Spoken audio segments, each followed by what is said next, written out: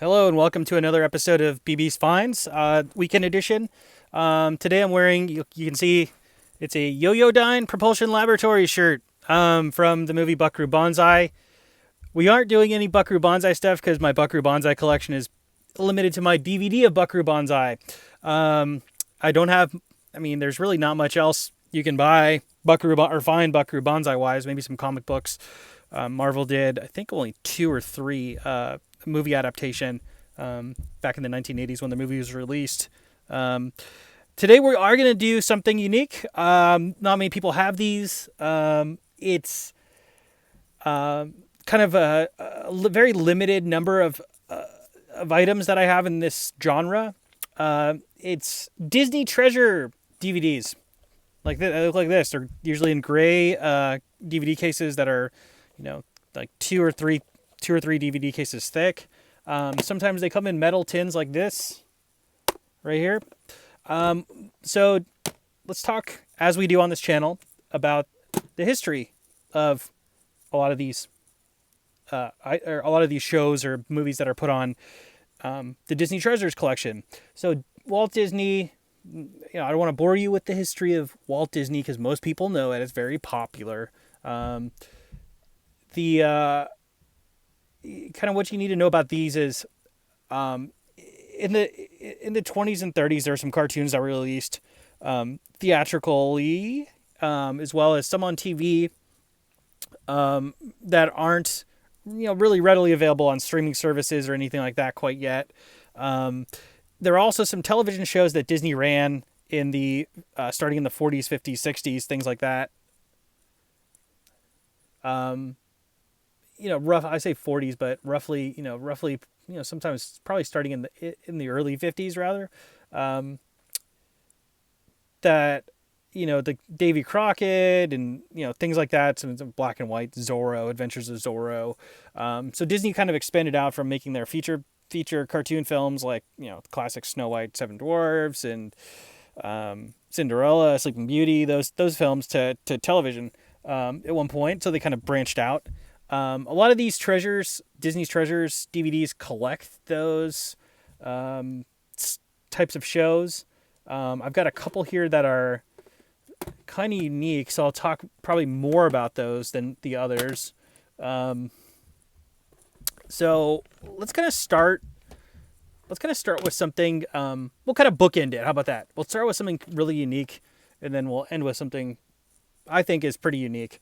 So first up, we got what's called Walt Disney on the Front Lines, the war years. So what happened during World War II?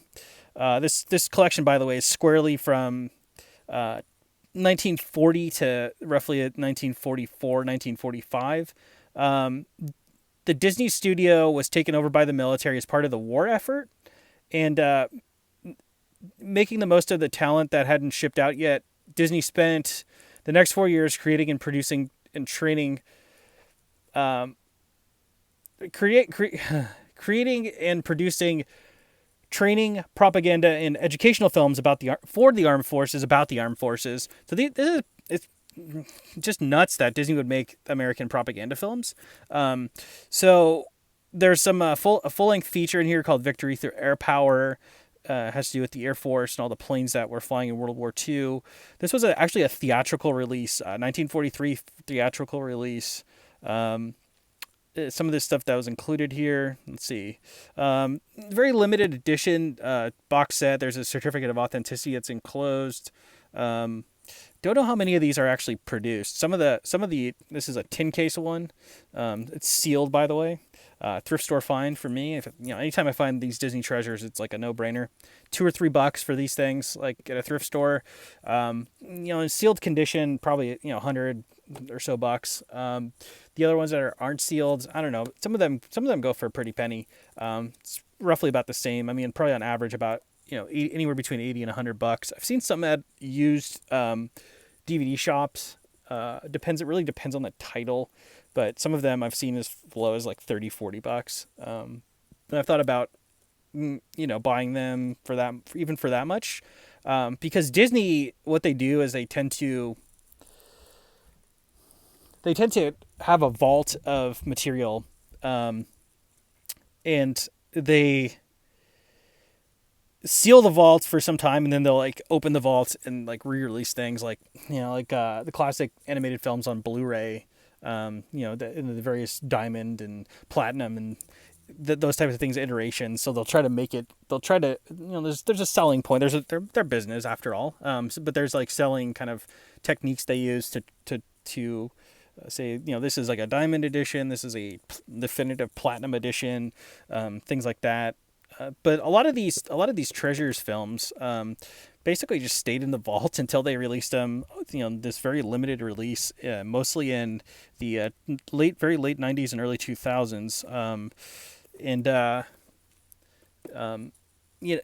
What I just remember about Disney growing up as a child is the Wonderful World of Disney that was on TV. Every I think it was either Friday or Saturday they would show.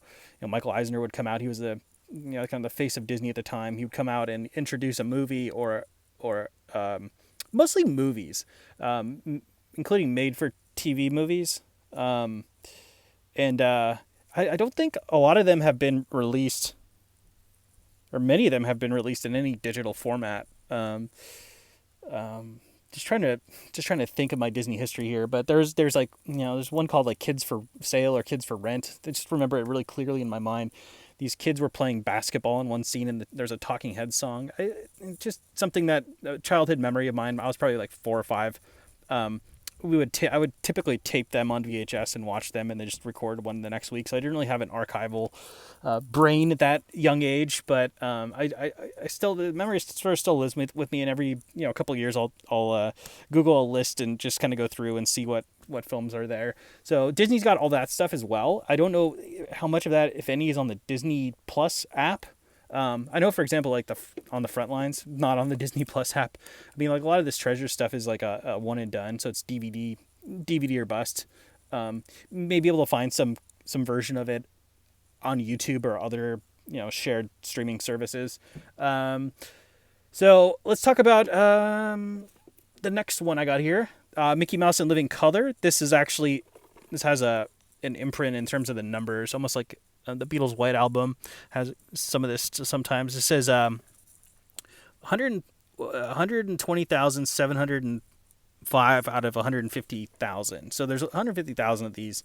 It's way more of these than the book I showed yesterday. There's only 500 of that crazy book. This is a collection of Mickey Mouse cartoons these are original shorts from between 1935 and 1938. Early Mickey Mouse, early Disney stuff. Pretty cool collection of adventures. I'm kind of saving these in terms of where they are located in my house. In terms of the rooms have various collections, and garage has all like the CDs and DVDs, for example. But these DVDs, the Disney Treasures DVDs, are in my son's room. My older son. I've got a collection of the DVDs of the animated films as well, and then all Studio Ghibli stuff, which is the Miyazaki, all the Miyazaki stuff. So when he was born, I started kind of just acquiring Miyazaki DVDs. That stuff is not streaming on Disney.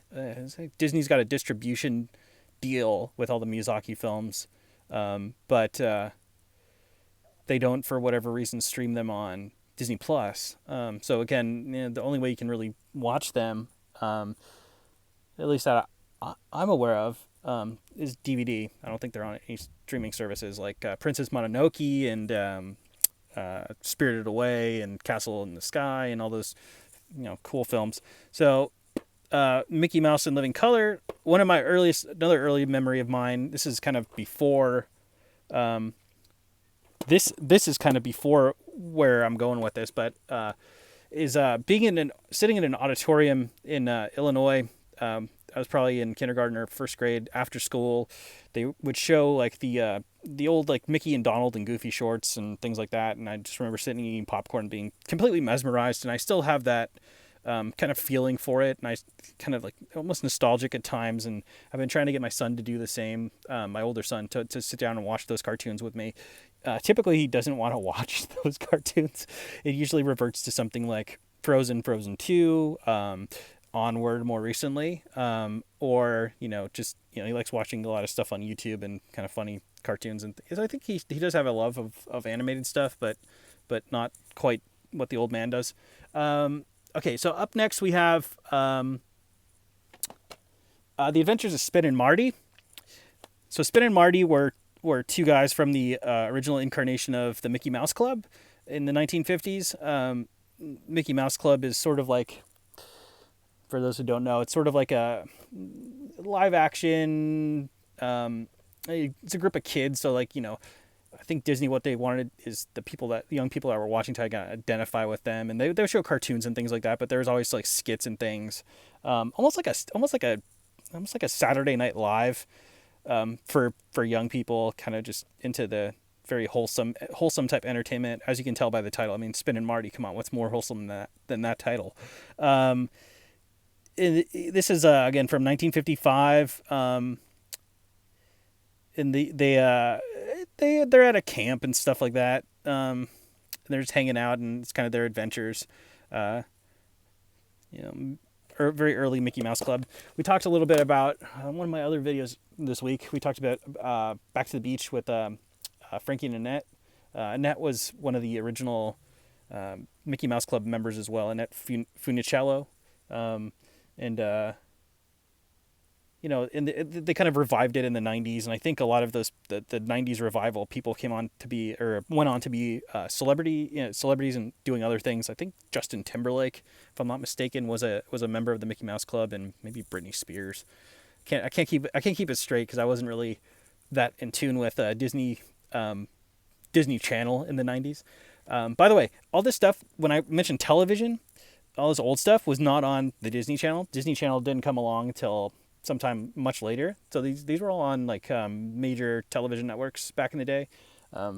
Back in the day you had UHF and VHF. There wasn't really much variety in terms of channels. It was like a handful of channels. So these would had to have been on something that was very, very mainstream and kind of broadcast all over the place. Up next we have Silly Symphonies. So this is a collection of musical shorts, from the 20s, very early Disney works. 31 cartoons here that were released between 1929 1939. 6 Academy Award winners here, and probably for the shorts category. Can't name them all offhand. I just know there's 6. Let's see what else. They have a lot of music, very early music of the Sherman Brothers. Those guys are known for Mary Poppins, among others.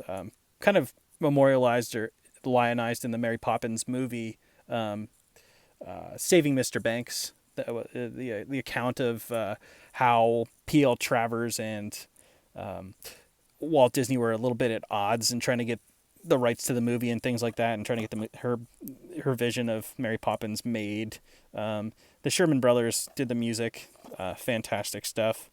Songs that will, very early childhood memories for me that we can share with our children now, and I'm sure we'll be singing for years to come. Kids are more into Frozen, but hey, they've seen Mary Poppins and they like it. See more Silly Symphonies. This is some later stuff, mostly 30s. This is the second volume. I found this one, I think, for $1 or $2. I like these little playbills and things that are kind of included in here. It's very, very old timey looking, like something you would see on a small version of a poster you would see in a movie theater, maybe at the time that these films were released. So that's that. I've got one more to show you. Before I do that, there's also others. There's a large collection of these. Not so large, but there's enough. And I don't know how much is in circulation. Again, if I see them, I buy them, like no matter what. I've only found in my time thrifting, and I've only really been heavily thrifting like this for, I don't know, maybe the past 8-9 years. I've only seen 5, 6. So yeah, if the price is right, then go for it. All right, so let's talk about this next one. it's called Tomorrowland, Disney and Space and Beyond. So Walt Disney, the Walt Disney had vision for his theme park. Obviously, it's got the land of adventure, the land of fantasy, the Frontierland, New Orleans Square because he likes the whole New Orleans vibe, as do I. Great city, by the way, if you've ever been there.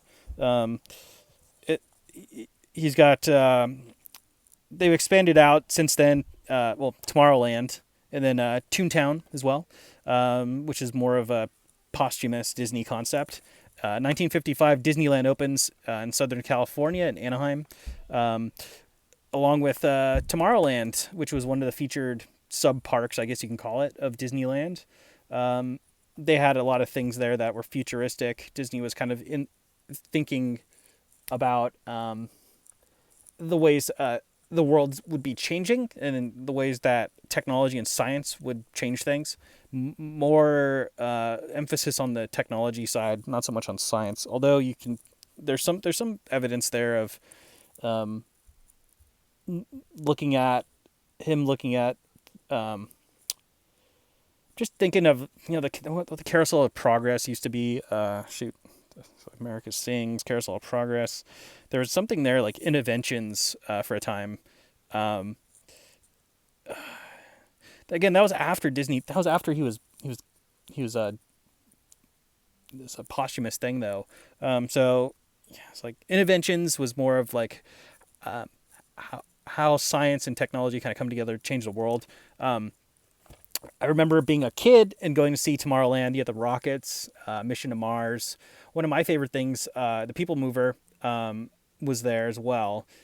People Mover, not so much a thrill ride, but it was just still fun it's kind of a slow ride. You sit down in these carts and you kind of just go around Tomorrowland, and it kind of gives you a sample of what's there. One thing that's very unique and stands out for me is going through the game grid of Tron from the 1980s movie, starring Jeff Bridges and Bruce Boxleitner, who I mentioned, I think on my first video or second video maybe.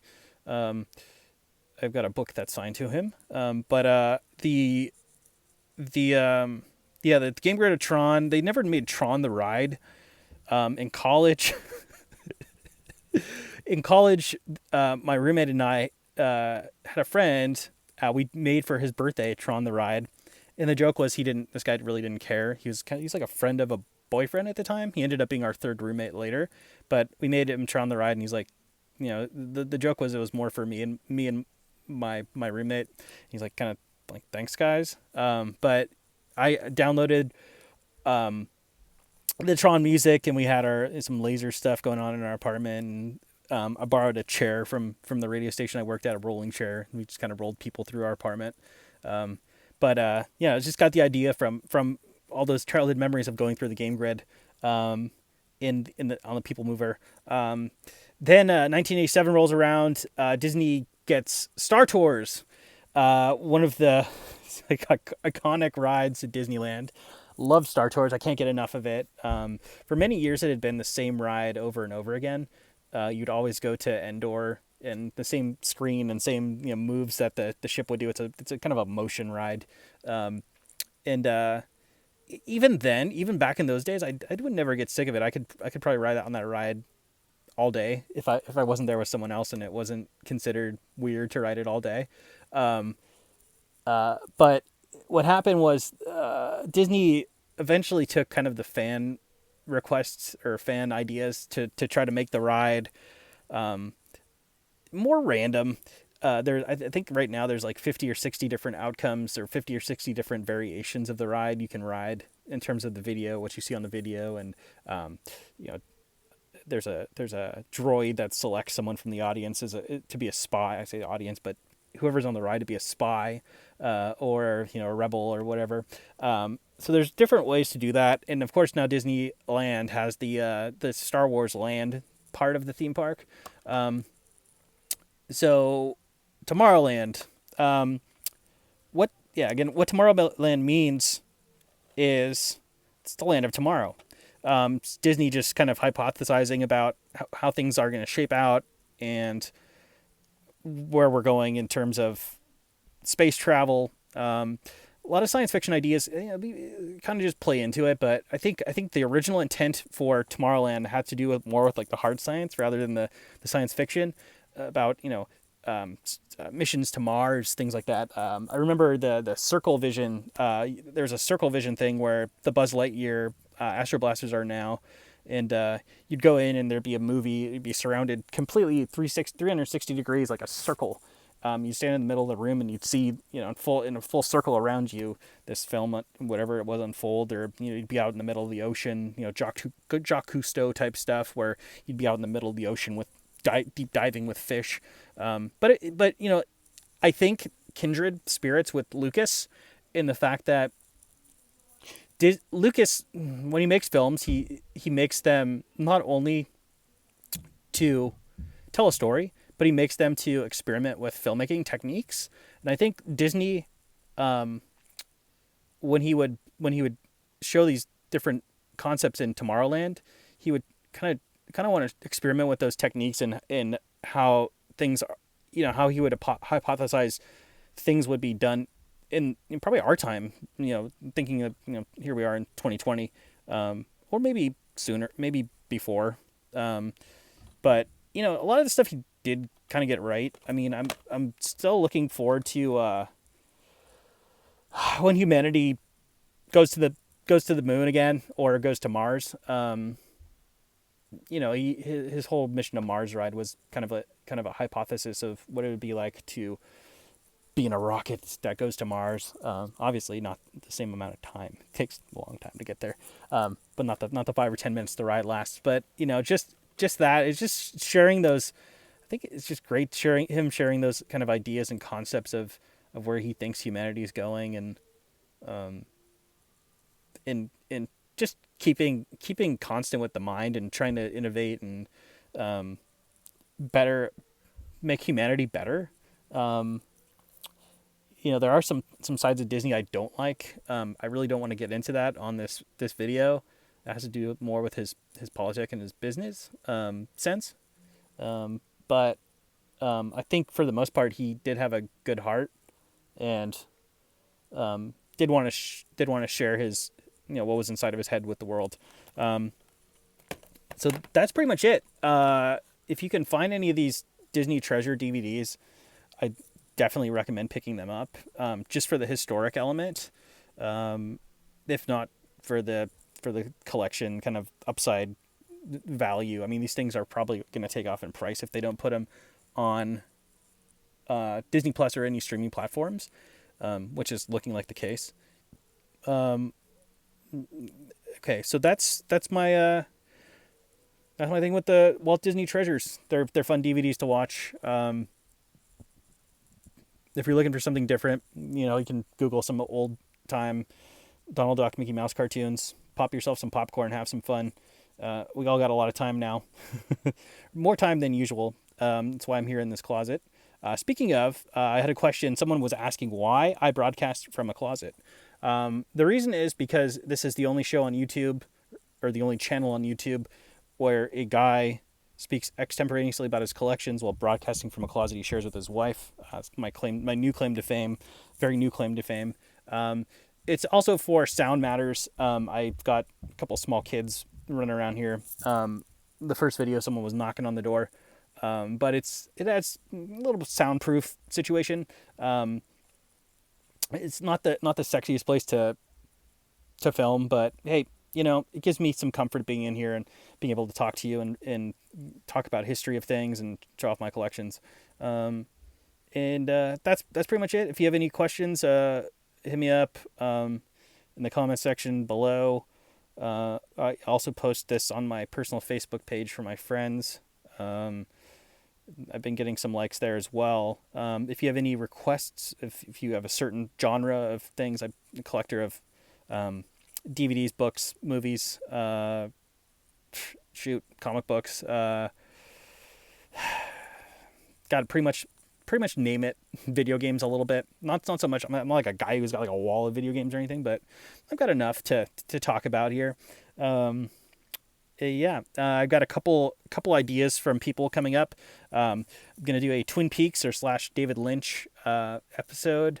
I'll talk about a little bit about the music of Twin Peaks, as well as some of David Lynch's directing efforts, movies, and television shows too. Twin Peaks, of course. And then I'll talk a little bit about the music of John Carpenter, who did a ton of movies and actually scored a lot of his own movies. Very unique in that sense as well. So I've got those two kind of in the works. I'm kind of thinking about how I'm going to approach those.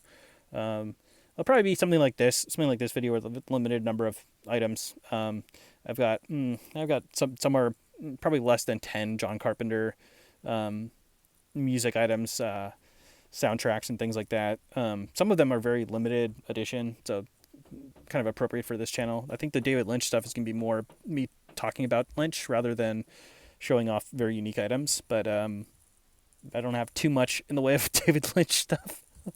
It's just movies, DVDs, and things. Anyway, I hope you're all well, and I hope you're having a good weekend and staying at home and being very, very safe out there and healthy. And we'll talk soon. Yeah.